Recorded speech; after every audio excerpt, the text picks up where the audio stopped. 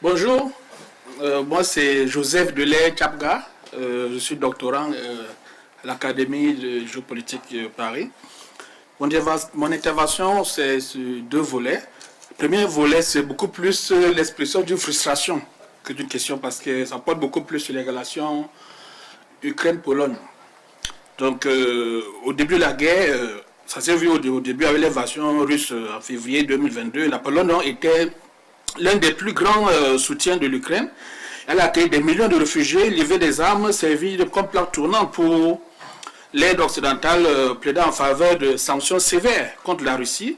À ce moment-là, les relations étaient exceptionnellement bonnes.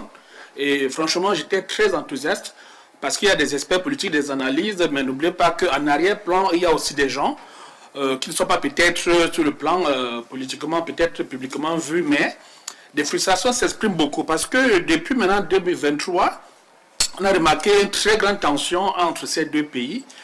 Donc le conflit, par exemple, le conflit sur les céréales, et puis il y a eu un impact aussi politique, donc la politique interne de la Pologne, les différents historiques, entre autres, bon, comme le massacre de Volyn en 43-44. Bon, la fatigue aussi de la guerre, ça se voit. Mais il faut dire que c'est très frustrant et ça m'a beaucoup désolé car j'étais particulièrement très enthousiaste sur l'implication de la Pologne dans ce conflit. Et donc c'était pour exprimer une partie de cette frustration. Et toute ma sympathie va à Madame Oksana avec votre peuple. Je suis vraiment... J'exprime toute ma sympathie et mon empathie vis-à-vis de votre peuple. Et puis maintenant, le deuxième volet, c'est beaucoup moins de frustration qu'une question. C'est par rapport à l'implication européenne vis-à-vis de ce conflit. J'ai dit que je me prénommais Joseph. Joseph, donc je suis camerounais d'origine. Mon papa était dans l'armée de l'air. Donc je me prénomme Joseph Delay. Donc vous pouvez imaginer un peu ce qui implique ce prénom Delay. Donc voilà. Il s'agit de l'implication de l'Europe vis-à-vis de ce conflit. Donc, il y a eu d'abord la livraison des armes à l'Ukraine. Au début, c'était vraiment dérisoire. On a vu une très grande limitation. Déjà, au début, des livraisons des armes légères, et ensuite de l'artillerie, et puis des systèmes de défense aérienne, ensuite des chars, et des missiles à longue portée avec beaucoup de restrictions, ce que je me demande bien. On a cette valeur maintenant, on parle d'un principe, on parle de... Voilà. Donc, on parle alors maintenant d'une évolution de l'appréciation des risques. Je me demande, je suis à deux doigts de parler de la lâcheté. Maintenant, on parle plutôt maintenant d'une certaine adaptation progressive de la stratégie face à une guerre dont les paramètres ont évolué. Je me demande alors, je pense vraiment, est-ce qu'on a compris la souffrance de ce peuple, la terreur, les vies humaines, tout ce qui est détruit par rapport à ce peuple? Qu'est-ce que l'Europe attend? Avec cette limitation au début, les spécialistes en parlaient. Mais je me demande vraiment pourquoi il y avait cette limitation. Est-ce que c'est nous-mêmes qui n'étions pas des spécialistes? On voyait bien tout le danger qu'il y a là, tout l'échec. Mais aujourd'hui, comment analyse-t-on cet échec? Donc, je veux dire, ne peut-on pas parler d'un échec total de la stratégie des spécialistes, des stratèges américains et européens? Et dans cela, maintenant, qu'est-ce que je veux poser cette question? Quel est l'impact géopolitique de cet échec? Franchement, je veux qu'on parle de l'échec parce que rarement j'entends parler de ça. On a limité l'Ukraine. On a livré des armes. On a évité qu'il utilise les armes. Et pendant ce temps, la Russie a fait des massacres. Aujourd'hui, on n'en parle pas. Maintenant, je vais dire, quel est cet impact maintenant géopolitique sur cette analyse, sur cet échec? Et maintenant, quelles sont les conséquences? Peut-on tirer vraiment des conséquences sur la construction de l'Europe? L'Europe politique et l'Europe de défense. Parce qu'aujourd'hui, là, il y a une très grande déception. Donc, je n'ai pas vraiment compris véritablement cette implication hésitante de l'Europe en ce qui concerne vraiment l'aide massive à l'Ukraine. Pourquoi l'Europe a-t-elle si hésité? Est-ce la lâcheté? Franchement, je ne comprends pas. Au début, quand Macron voulait parler l'année passée de l'implication de l'envoi des soldats français, mais franchement, sans vous le dire, j'étais prêt, je voulais même me porter volontaire. Parce que je n'arrive pas à comprendre pourquoi l'Ukraine est laissée à ce point. Voilà ma question. Merci. Merci pour votre intervention, monsieur. Je suis journaliste franco-ukrainienne et vous posez une question vraiment à propos. En fait, je pense subjectivement, que c'est une question de peur que la Russie se démembre. Parce que s'il y a victoire de l'Ukraine, il y a évidemment dislocation de la Russie. On avait cité Zbigniew Brzezinski, on avait cité Giedroyc. Eh bien, ils ont très bien compris que sans l'Ukraine, la Russie n'est plus un empire. Donc je pense que la réponse est là. Mais d'un autre côté, comme l'a dit Madame Oksana, très justement, il faut dépasser, le temps à changer. Nous sommes dans une autre ère. Et il est temps de rendre plus souples nos neurones et de nous adapter à la nouvelle ère. C'est-à-dire que fini les bureaucraties frileuses, et il est temps maintenant de se défendre. Et se défendre, ça veut dire travailler avec l'Ukraine. Parce que seule l'Ukraine a commencé cette résilience, cette défense, cette résistance. Et après elle, ont suivi tous les autres. En Afrique, par exemple, où la France peinait, finalement, maintenant, l'Ukraine a un petit peu aidé. Et les pays africains commencent à se révolter. Ils ne veulent plus aucun joug, aucune colonisation, qu'elle soit occidentale ou russe, ils se réveillent de plus en plus. Voilà, donc c'était mon intervention tout à fait subjective. Merci, cher collègue Nicolas Lignol. Je suis maître de conférence habilité à diriger les recherches à la faculté de droit de l'université de Paris-Est-Créteil et avocat à la Cour d'appel de Paris, et je représente des victimes ukrainiennes devant la Cour pénale internationale. Je vous ai écouté avec beaucoup d'intérêt, vraiment, et je crois qu'il faut qu'on se parle, les juristes et les géopolitistes, parce que, par exemple, j'ai entendu tout à l'heure que la protection temporaire n'avait permis de constituer des sociétés qu'en Pologne. Non, la directive, elle le prévoyait aussi pour la France, c'était pas un avantage spécifique pour la Pologne. Vous voyez combien on a des choses à se dire. D'autre part, alors, il y a quand même un grand absent. Moi, j'ai pas entendu un mot aujourd'hui, et ça me révolte profondément. J'ai lu votre programme et je me suis dit, je vais venir et je vais entendre, ça fait quelques années qu'on a enfin reconnu l'Holodomor en France, qu'on a enfin compris qu'il y avait un génocide du peuple ukrainien qui était organisé de façon constante par les Russes, et donc on a enfin une certitude sur ce qui se passe à l'est de la Pologne, c'est qu'il y a une véritable volonté de détruire complètement la culture ukrainienne. Il y aura ensuite une volonté d'en détruire d'autres. Alors, est-ce que vous pensez qu'il n'y a pas eu, ou qu'il n'y a plus de tentatives de génocide en Ukraine par les Russes? Et donc, pourquoi est-ce que ce mot est absent de votre vocabulaire? Et puis, peut-être une autre question, un peu plus polémique, celle-là. En France, on a retiré la Légion d'honneur à un ancien président de la République, il n'y a pas longtemps. Je crois qu'on l'a fait parce que le code de la Légion d'honneur français prévoit que lorsqu'on a commis des infractions graves, on doit se faire retirer cette distinction. J'ai compris la polémique qui existe entre l'Ukraine et la Pologne. Il me semble qu'en 2006, on a fait, non pas chevalier, mais grand croix de la Légion d'honneur Vladimir Poutine. On lui a pas retiré la Légion d'honneur. Alors, quelle est la position officielle de la Pologne là-dessus? Est-ce qu'il faut lui retirer tout de suite? Est-ce qu'on doit attendre encore? Ou est-ce qu'on doit considérer que celui qui est à l'origine d'une agression au sens du droit international ne peut pas être digne de cela? Parce que là, il ne s'agit pas de revendiquer l'histoire de ce qu'a fait quelqu'un d'autre peut-être plus tôt. On pourrait aussi nous dire qu'on a la même nationalité que Pétain et donc on ne veut pas nous écouter dans des relations internationales. Là, il s'agit vraiment de pointer celui qui a eu la distinction. Donc, quelle est la position des uns et des autres là-dessus? Ça me paraît intéressant. Et puis, enfin, je remarque avec vraiment une grande émotion que la seule personne autour de cette table qui a dit le mot amour La seule personne. C'est une Ukrainienne qui vient d'un pays en guerre. Moi, je crois que lorsque on est du pays dans lequel, pour construire la construction européenne, il a fallu en 1950 une déclaration Schuman qui commençait par les nombreux efforts qu'il fallait faire pour ne plus avoir la guerre en Europe, il faut entendre que l'avenir, et en particulier l'avenir des relations entre les Polonais et les Ukrainiens, c'est sans doute celui de l'amour si on veut bien arrêter les génocides.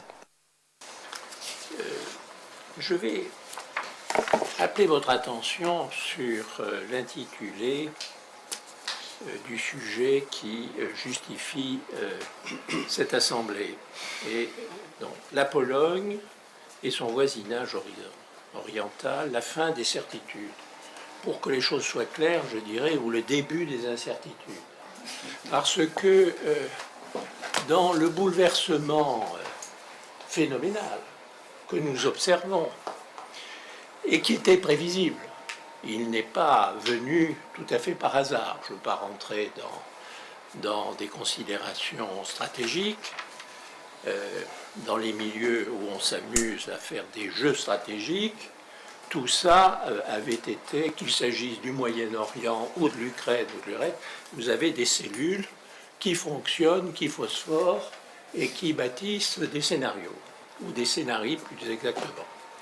Donc, les questions qui ont été posées et qui concernent la Pologne, puisque c'est le sujet, et de manière complémentaire l'Ukraine, parce qu'à juste titre, ces deux entités, pour des raisons aussi bien historiques que géopolitiques, sont étroitement proches. Mais la question qui est posée à propos de la Pologne et de l'Ukraine dépend de facteurs internationaux et européens tout à fait en mouvement. Par exemple, on ne l'a pas cité, mais vous le voyez bien, sauf par monsieur le professeur Drojewski qui a parlé du plan de paix américain, et effectivement, au début de la guerre en Ukraine, je vais rappeler quelque chose de complémentaire à ce que vous avez dit, monsieur le professeur. Le général May, chef d'état-major des armées américaines, et croyez-moi, c'était un personnage. Dans les 3 mois qui ont commencé la guerre en Ukraine, il a dit « il faut soutenir l'Ukraine, mais nous devons tout de suite engager des négociations ». Il l'a répété à 3 reprises en public, et il y a eu une répercussion mondiale de son intervention. C'est pour vous dire que les États-Unis peuvent avoir d'ailleurs un comportement variable en fonction des circonstances, mais leurs objectifs sont constants à travers l'histoire.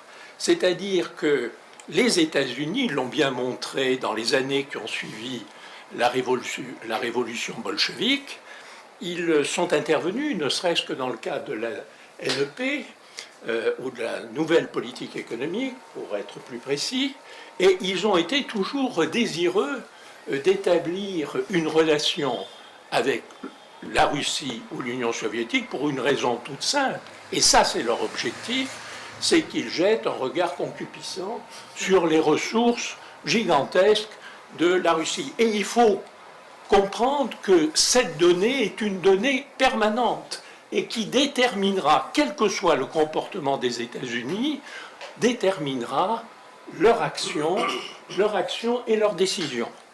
Il est évident que dans le contexte actuel, maintenant on s'en rend compte, les États-Unis, indépendamment de la déclaration du général Miley, qui remonte maintenant à plus de 3 ans, les États-Unis cherchent une porte de sortie, aussi bien en ce qui concerne l'Ukraine qu'en ce qui concerne l'Iran.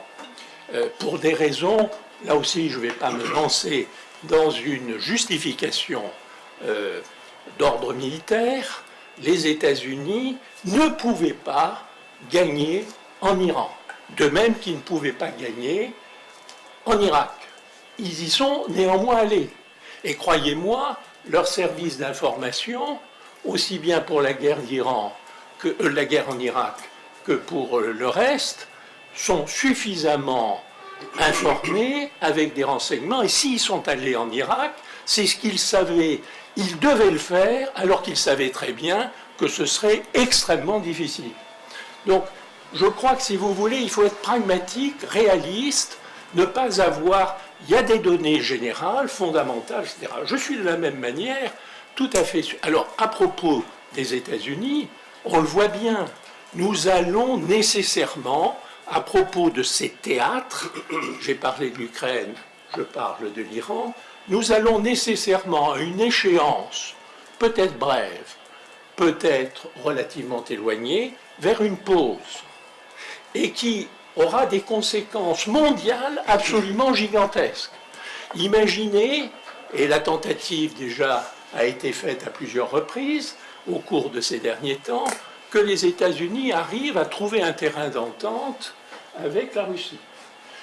Bien évidemment, ils seront obligés, parce que les Russes ne relâcheront pas l'attelage qu'ils forment, qui est un attelage que l'on peut discuter, mais l'attelage avec la Chine est une réalité qui ne va pas changer dans les années à venir.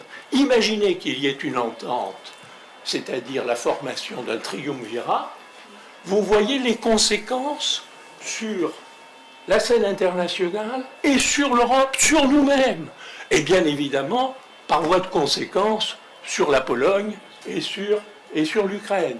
Et donc toutes nos discussions, si on veut être concret, positif, ne pas déblatérer, pardonnez-moi d'être brutal, il faut tenir compte de ces données qui sont fondamentales et structurantes, parce qu'elles s'imposent à nous.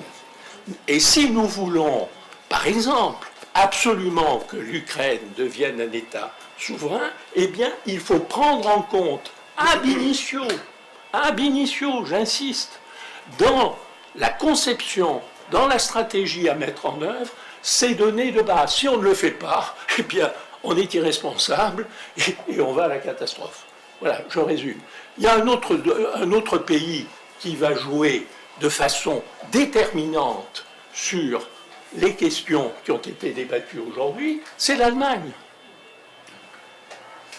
Et l'Allemagne, en ce moment, est en état de lévitation parce qu'elle a vu remise en cause ces deux cordons ombilicaux, l'un à l'ouest avec les États-Unis, mais croyez-moi, c'est momentané, et l'un à l'est avec, même au temps de l'URSS, avec l'URSS et la Russie. Donc, et là aussi, c'est momentané. Et nécessairement, pour des données structurelles, pour des raisons structurelles, il faut tenir compte de ça. Et bien évidemment, cela pèse de manière absolument déterminante sur les questions qui ont été débattues aujourd'hui. Merci, moi en général, c'est la remise sur la réalité, sur le terrain. Voilà. Une question de... Merci beaucoup. Donc Raphaël Berland, journaliste, réalisateur, rédacteur en chef, et je fais aussi des claquettes à mes heures perdues. Il me semble, en préambule, que je voulais préciser que en 2014, donc bien avant 2022, ce n'est pas Sergueï Lavrov qui distribuait des pains au chocolat sur la place Maïdan, mais bien Victoria Nuland.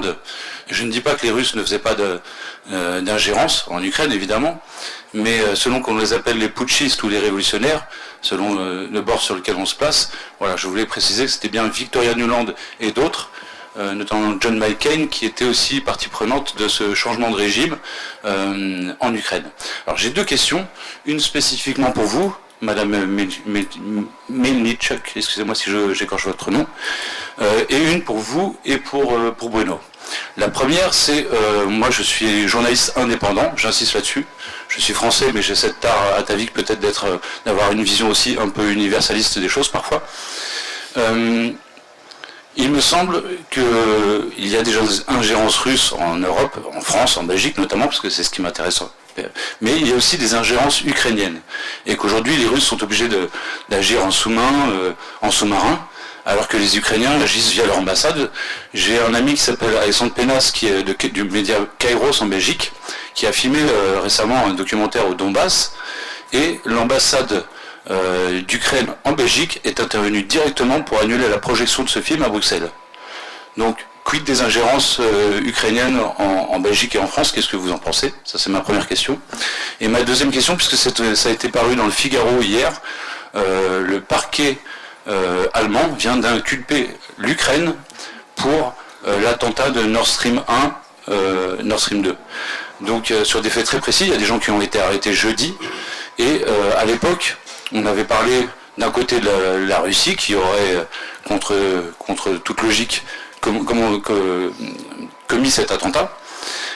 D'autres accusaient la Pologne et les États-Unis, notamment, il y a des personnalités américaines qui se sont réjouies de ça. Également en Ukraine, il y a des personnalités qui se sont réjouies de cela.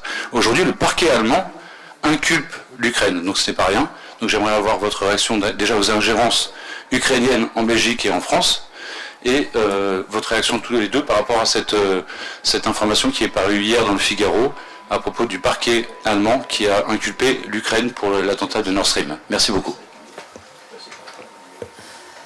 Pour commencer, déjà, vous savez, dans l'histoire et dans la géopolitique, ce qui compte, c'est aussi les mots qu'on utilise. Les mots pèsent. Donc, quand vous dites régime concernant l'Ukraine, c'est un peu grossier de votre part comme journaliste. Parce que qui vous a donné le droit de traiter la révolte absolument légitime du peuple ukrainien, de traiter le putschiste ou régime ou quelque chose comme ça? Vous êtes juge, vous êtes spécialiste, vous êtes avocat, vous avez fait le procès. Donc, vous savez, c'est une diffamation déjà. Commençons. Donc, ce n'est pas un régime en Ukraine, c'est un État. Ce sont les gens qui étaient élus. Le Maïdan et ce que vous appelez putsch, c'était la révolte légitime du peuple ukrainien contre l'ingérence russe dans notre gouvernement et dans notre gestion de l'État. Je vous rappelle que le président Yanukovych, c'était le fantoche de le régime poutinien. Et cette guerre aujourd'hui, ça rejoint tout ce que vous avez dit, cher monsieur de Cameroun. Quand vous avez posé la question quel est le final de la guerre et pourquoi nous sommes là aujourd'hui, c'est la guerre. Tant que cette guerre va être la guerre des intérêts, ce sera interminable. Mais l'Ukraine aujourd'hui montre qu'on peut lutter pour les valeurs. Donc notre Maïdan, que vous traitez comme putsch, notre Maïdan, c'était la révolte pour les valeurs démocratiques. Ça, c'est pour votre information si vous ne le connaissez pas, parce que si vous connaissez, vous ne parlez pas de Nuland qui a distribué les chocolats sur le Maïdan. J'étais sur cette Maïdan, j'étais participant de cette Maïdan, et je peux vous assurer qu'il n'y avait pas d'ingérence américaine pour le monter, parce que c'est une ancienne tradition ukrainienne de faire le Maïdan et faire le Vichy, ça veut dire rassembler populaire, national, tout de suite dès qu'on n'est pas content de notre gouvernement. Parce que les Ukrainiens, notre icône et notre religion, c'est la liberté, sachez-le. En ce qui concerne l'ingérence, je vous demande, quand vous êtes journaliste, vous pouvez poser les questions au SBU ou au service de renseignement ukrainien. Ils vont vous parler, je ne suis pas en compétence d'en parler, mais je peux vous assurer, s'il y aura l'ingérence ukrainienne en France et en Belgique, il n'y aura pas d'ingérence russe ici. Parce que nos agents et nos services spéciaux comme SBU, quand ils ciblent quelque chose, ils ne ratent jamais. Voilà, donc demandez plutôt les gens compétents pour l'ingérence, mais je peux vous dire que même si ça existe, l'ingérence ukrainienne peut-être c'est minuscule par rapport à ce que font les Russes ici, parce que vous savez, toutes votre grandes entreprises, ils sont les agents russes. Dès que quelqu'un apprend la langue russe, dès que quelqu'un part en Russie pour faire son stage, il a déjà son petit casier d'un FSB. Ce qui concerne la Nord Stream 2, sachez-le que c'est une énorme opération qui a été montée dès le début de la guerre pour discréditer l'Ukraine. Et posez-vous les questions logiques. Comment les Ukrainiens pouvaient faire ce genre d'opération? Pour faire quoi? Pour embêter nos alliés? Ça veut dire pour couper l'arbre sur lequel nous sommes assises? Soyons logiques. Et d'autant plus que pour monter l'opération comme ça, je sais que maintenant les Ukrainiens sont forts, ils peuvent monter n'importe quelle opération. Mais à l'époque, on n'a pas eu des moyens de le faire. Et toutes les faits qui ont montre aujourd'hui et montre sur la table, c'est ridicule pour les gens qui savent comment on monte les choses pareilles. Pour votre information, toutes les structures stratégiques construites avec les Russes, ils ont un système qui s'appelle le système d'autodestruction, au cas où, si l'ennemi va l'attaquer, pour que l'ennemi n'entre pas et ne voit pas les technologies. Donc, il faut étudier toutes les pistes, mais personne ne veut pas même écouter ce qu'ils disent les Ukrainiens. On nous colle toutes les étiquettes, comme on colle les étiquettes des nazis, des nationalistes fascisés, comme on colle les étiquettes des massacreurs du peuple polonais.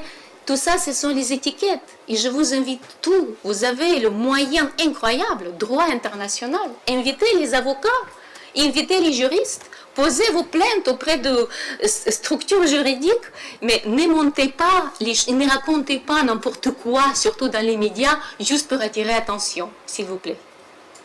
Merci de votre attention. Merci beaucoup en tout cas à l'Académie d'avoir organisé cet espace d'échange et de débat qui est pour moi unique en France. Merci. Oui, alors bon, sur Nord Stream, évidemment, je pense que de toute façon, la réponse définitive, on ne l'aura pas tout de suite. Bien sûr, comme toujours, quand on a des soupçons, il faut poser la question à qui profite le crime. Et donc Nord Stream, on peut voir quels sont les pays qui avaient intérêt à détruire Nord Stream et ceux qui avaient moins intérêt. Donc ça, c'est évidemment une première question, mais ce n'est pas une réponse à la question, c'est juste une démarche habituelle qu'un historien ou un juriste doit faire lorsqu'il se retrouve devant un problème sans réponse immédiate. La deuxième question, c'est évidemment dans tout ce jeu-là, comme l'a dit tout à l'heure le général, qu'est-ce que l'Allemagne ou qu'est-ce que des intérêts en Allemagne cherchent? Il est clair qu'il y avait en Allemagne des intérêts économiques qui allaient dans le sens d'une coopération germano-russe, qu'il y a en Allemagne aussi des intérêts qui sont anti-russes et pro-ukrainiens, bon ça c'est clair. On sait bien aujourd'hui que la situation politique en Allemagne est particulièrement complexe et que la situation de l'Allemagne en général en tant qu'État, mais de l'Allemagne aussi en tant qu'économie est particulièrement difficile. Et donc dans ce contexte-là, on peut supposer que les différentes orientations qui existent en Allemagne se manifestent, et le dossier Nord Stream est une façon de faire ressortir par les uns ou par les autres cette situation. Je n'ai pas la réponse. Évidemment, à cette question, les historiens de l'avenir pourront la traiter, mais je pense qu'il faut être très prudent et en même temps bien avoir en tête que l'Allemagne, comme d'autres pays, c'est un lieu où se croisent des intérêts contradictoires et que l'objectif d'un chercheur, mais aussi évidemment d'un journaliste, c'est d'essayer de démêler le vrai du faux, sachant évidemment que ça prend beaucoup de temps et beaucoup de sérieux, mais qu'on a des éléments et qu'il faut commencer par poser la bonne question. Et donc la bonne question, c'est ce que je disais tout à l'heure, à qui profite le crime? Oui, je voulais rebondir sur ce qui a été dit, le fait que ça ressorte maintenant, même s'il y a aussi le temps long de la justice qui fait que c'est arrivé là, et donc est assez important parce qu'effectivement en Allemagne on voit bien qu'il y a deux options qui sont présentes. La première qui est de suivre quoi qu'il en coûte l'agenda des États-Unis, il faut être clair, sur le continent européen, avec un agenda propre allemand. C'est ça que souvent on n'a pas en tête. C'est qu'on a l'impression que, parce qu'effectivement, quand on a l'impression que l'Allemagne sacrifie ses intérêts économiques pour une solidarité atlantique ou atlantiste, on peut se poser des questions. Mais il y a aussi un agenda allemand qui est celui d'un peu de se cacher derrière les États-Unis pour la mise en place d'une forme de domination en Europe. Et à l'heure actuelle, la Commission européenne n'est pas dirigée par un Polonais, un Français ou un Italien, mais bien par une Allemande qui, à bien des égards, est sur cette ligne. C'est-à-dire que quand les intérêts américains et les intérêts allemands convergent, eh bien, c'est vraiment parfait. Et quand ils ne convergent pas, eh bien, il faut trouver un compromis.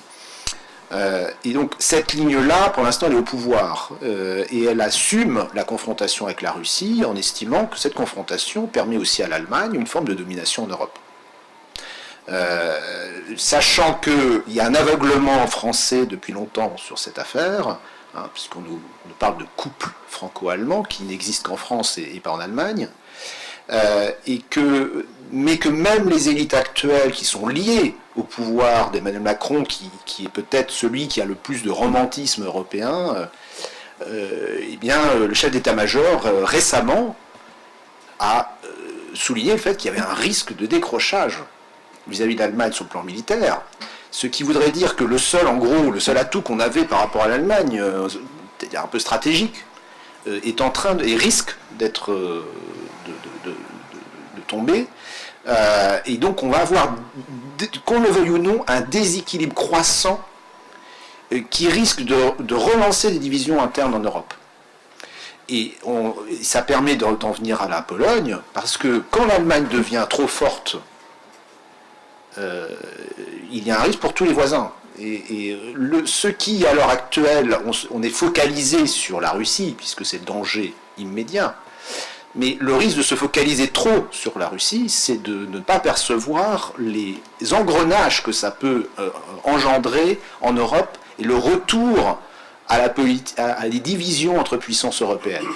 Et de ce point de vue-là, effectivement, rien ne dit que les îles allemandes ne vont pas rebasculer sur l'autre option, c'est-à-dire de s'entendre avec la Russie à un moment ou à un autre. Et là, dans ce cas-là, vous aurez une Russie remilitarisée et une Allemagne aussi qui l'est, et qui risque de reprendre l'idée de on s'entend sur le dos de la Pologne et donc, à mon sens, tout cela devrait faire fortement réfléchir tous ceux qui pensent que poursuivre le conflit est dans l'intérêt des Européens collectivement, parce que on va se réarmer tous face à la Russie. Mais le risque de poursuivre le conflit, c'est aussi d'aggraver les contradictions internes très fortement en Europe. Et donc il faudra aussi réfléchir à toute la logique sécuritaire du continent européen. Est-ce que notre intérêt collectif, c'est de continuer dans la logique de nous ne réarmons toujours plus, la Russie fera de même, et vice-versa, ou est-ce qu'il faudrait quand même finir par entamer un dialogue pour faire rebaisser tout ça? Parce que là, pour l'instant, tous les paramètres économiques, notamment pour l'Europe, sont extrêmement négatifs. Au moment où beaucoup parlent de deuxième choc chinois, c'est-à-dire que l'Europe, de toute façon, fait face à un défi énorme industriel, technologique, économique, parce qu'il y a une déferlante chinoise, la deuxième, et cette fois-ci pas des produits technologiques qui arrivent, on devrait se concentrer sur cet élément, eh bien on en est complètement, en tout cas on est très très affaibli vis-à-vis de ce deuxième choc chinois, parce que on est complètement coincé par ce bras de fer avec la Russie, et on voit quand même, je pense qu'il faut quand même un petit peu prendre, il y avait une vision de hauteur. Le conflit, il dure depuis plus de 4 ans, il est extrêmement négatif en termes humains, matériels et tout ce qu'on veut, et il n'y a pas de sortie militaire visible. Donc il faudrait peut-être enclencher la suite de l'aspect militaire, c'est-à-dire la diplomatie. On est déjà bien avancé. Merci beaucoup.